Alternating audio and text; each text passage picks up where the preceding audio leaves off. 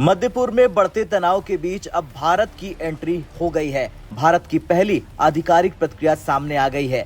Iran पर हुए हमले और पूरे गल्फ क्षेत्र में बढ़ते सैन्य तनाव के बाद भारत ने अपना पहला आधिकारिक बयान जारी कर दिया है। यह बयान जारी किया है भारत सरकार ने, जिसमें साफ लिखा गया है कि भारत हालिया घटनाओं को लेकर गंभीर रूप से चिंतित है। ईरान और गल्फ क्षेत्र में हालिया घटनाक्रम चिंताजनक है। भारत ने सभी पक्षों से अपील की है कि वे संयम बरतें, तनाव न बढ़ाएं और नागरिकों की सुरक्षा को प्राथमिकता दें। ये बयान ऐसे समय सामने आया जब पूरे क्षेत्र में सैन्य गतिविधियां तेज हो चुकी हैं और कई देशों ने सुरक्षा अलर्ट जारी कर दिए हैं। भारत ने साफ कहा कि किसी भी तरह का सैन्य टकराव क्षेत्र को और अस्थिर कर सकता है। आम नागरिकों की सुरक्षा सबसे महत्वपूर्ण है और हालात को शांत करने के लिए संवाद और कूटनीति ही रास्ता है। इस पूरे बयान का केंद्र है तनाव कम करना। भारत ने सभी देशों से अपील की है कि वे स्थिति को और खराब होने से रोकें, बातचीत का रास्ता अपनाएं और एक दूसरे की संप्रभुता का सम्मान करें। भारत का यह बयान काफी संतुलित माना जा रहा है क्योंकि भारत का संबंध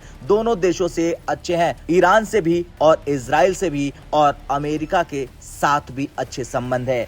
चाहे वो पश्चिम एशिया हो या फिर अमेरिका या क्षेत्र के दूसरे अन्य देश, सभी के साथ भारत का संबंध काफी अच्छा है। अब भारत ने खास तौर पर ये कहा कि हर देश की संप्रभुता और क्षेत्रीय अखंडता का सम्मान होना चाहिए। ये कूटनीतिक भाषा आमतौर पर तब इस्तेमाल की जाती है जब स्थिति बहुत संवेदनशील हो जाए। इस बयान का एक महत्वपूर्ण हिस्सा है भारतीय नागरिकों की सुरक्षा। भारत ने बताया कि क्षेत्र में मौजूद भारतीय मिशन लगातार संपर्क में है और उन्होंने भारतीय नागरिकों को सलाह दी है कि सतर्क रहें, स्थानीय सुरक्षा निर्देशों का पालन करें, दूतावास के संपर्क में रहें। ये कदम इसलिए भी अहम है क्योंकि खाड़ी देशों में लाखों भारतीय रहते हैं और काम करते हैं। ऐसे में भारत की प्राथमिकता है कि किसी भी संकट की स्थिति में भारतीय सुरक्षित रहें। अब सवाल यह है कि ये बयान इतना महत्वपूर्ण क्यों है? दरअसल इसके पीछे कई कारण हैं। पहला कारण, मध्य पूर्व में भारत के बड़े आर्थिक हित हैं। दूसरा, लाखों भारतीय वहां रहते हैं। तीसरा, तेल और ऊर्जा की आपूर्ति इसी क्षेत्र से आती है और चौथा,